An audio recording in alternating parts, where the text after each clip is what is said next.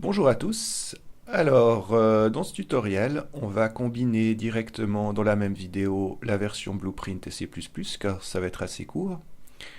Alors, je vais me rendre sur le Blueprint Mon Acteur. Voilà, ça c'est la programmation qu'on avait réalisée la dernière fois. Et je vais donc sélectionner l'ensemble de la petite programmation que j'avais faite. Alors, je sélectionne le tout. Voilà, et puis ensuite je viens cliquer sur un des modules, un des nœuds, et je vais faire un collapse to function, ce qui me crée une nouvelle fonction avec tout mon petit programme. Je lui donne un nom à cette fonction, je vais l'appeler déplacement local sur l'axe des Z ou en hauteur, comme vous voulez. Alors je vais l'appeler déplacement en hauteur, et voilà, c'est tout ce que j'ai à faire. Donc si je double-clique sur ma fonction, eh bien j'entre à l'intérieur et on voit que toute ma programmation est maintenant placée dans une fonction.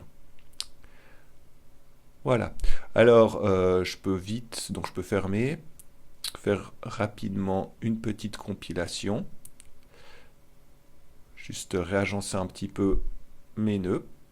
Alors on verra, ça pourra être utile pour la suite si je dois faire plusieurs choses dans l'Eventic, je pourrais rajouter une séquence qu'on fera sûrement par la suite.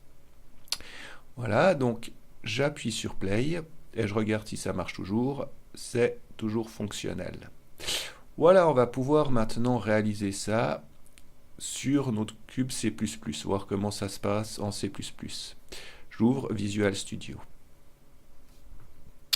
Voilà, alors je vais sur mon fichier CPP et je vais donc cliquer, sélectionner l'ensemble de ma fonction, de mon programme, et j'extrais la fonction. Alors je vais lui donner le même nom que précédemment, donc déplacement local en hauteur. Et j'ai plusieurs choix, je peux la placer en dessous ou en dessus de la fonction active, donc j'appuie sur OK. Et IntelliSense fait son travail. Et voilà. Alors, en gros, on a fait comme précédemment une fonction, déplacement local en hauteur, qui est apparue juste en bas du tick event, et est venue se placer la fonction déplacement local en hauteur. Et si on retourne sur le fichier header files, on voit que la fonction a été déclarée ici. Donc, comment on déclare une fonction en CPP, C++, eh bien, on doit toujours mettre void et le nom de la fonction. Voilà. Une fois qu'elle est déclarée, on va l'initialiser, la créer dans le fichier CPP. Et ensuite, je l'appelle dans le tick event. Voilà, c'est les trois choses à faire.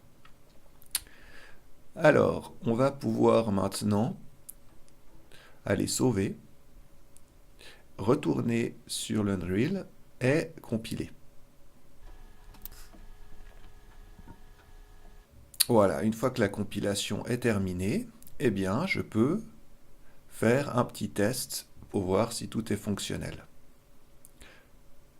Et voilà, tout fonctionne parfaitement. Alors, c'est tout pour ce Collapse to Function. À bientôt.